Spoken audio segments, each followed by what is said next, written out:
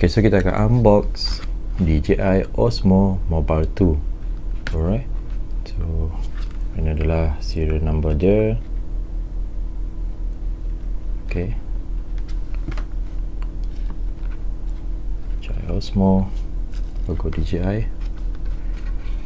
Mari kita unboxkan dia.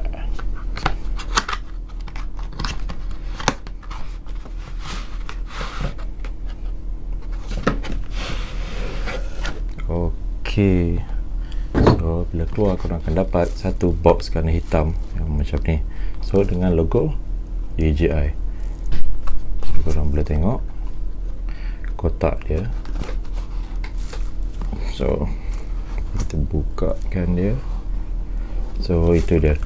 So DJI Osmo yang aku beli ni adalah bukan DJI combo yang mana ada sekali dengan tripod dan semua tu. Okay, so aku hanya beli gimbal sahaja. So dalam set ni, so dia hanya bagi USB cable dan juga gimbal ni lah. Right, so dalam kotak ni, so kamu tengok ada logo Osmo Mobile kat sini. Ini adalah rupa gimbal by DJI Mobile.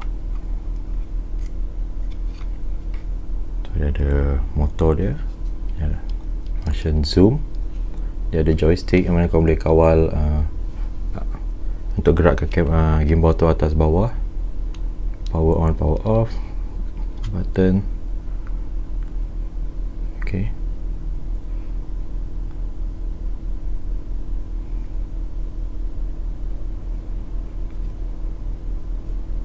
so dia warna macam grey macam tu, macam matte. Right, so even kalau korang tengok dekat sini permukaan dia pun dia bukan macam yang Osmo Mobile yang number 1 punya, yang mana dia licin dan colour hitam.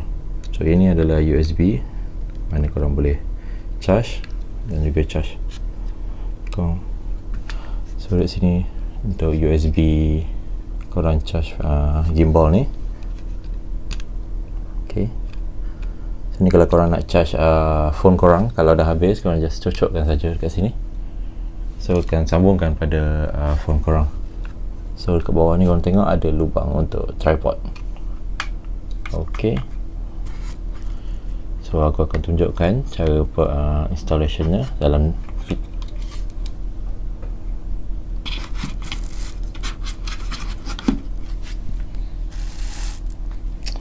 so bila korang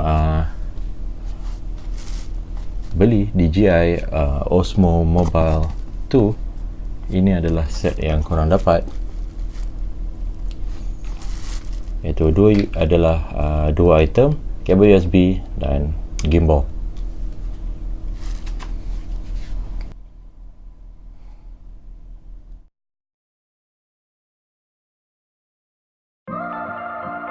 Osmo Mobile 2.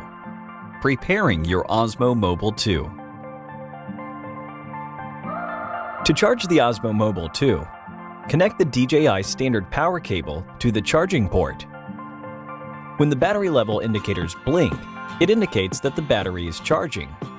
The battery is fully charged when the battery level indicators are solid white.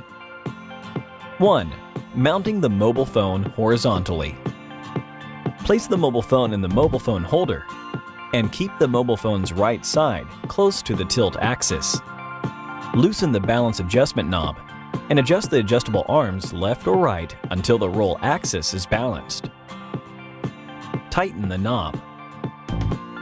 Adjust the position of the mobile phone holder until the mobile phone remains level. The mobile phone is now mounted horizontally. 2.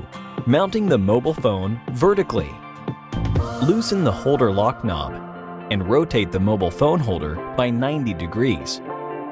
Tighten the knob. Place the mobile phone in the middle of the mobile phone holder.